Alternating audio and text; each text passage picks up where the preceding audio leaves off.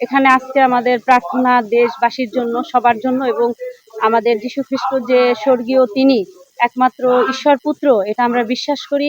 এবং সমস্ত দেশের জন্য আমরা প্রার্থনা করি যেন শান্তি এবং নিরাপত্তা এখানে বজায় থাকে, সবাই যেন আমরা ভালো থাকতে পারি, এটাই আমাদের আজকের প্রার্থনা। প্রভু যীশু খ্রিস্টের জন্ম 25শে ডিসেম্বর, আমরা সেই উপলক্ষে আজকে তার জন্মদিন উদযাপন করছি এবং এখানে আমরা গান প্রার্থনা করব বিশ্বের শান্তির জন্য, বাংলাদেশের শান্তির জন্য, এবং সকল মানুষ যেন শান্তিতে থাকতে পারে এবং বাঁচতে পারে। আমরা সেই জন্য আমাদের সৃষ্টিকর্তা বা মহান ঈশ্বরের কাছে আমরা সেই প্রার্থনা করব আজকে।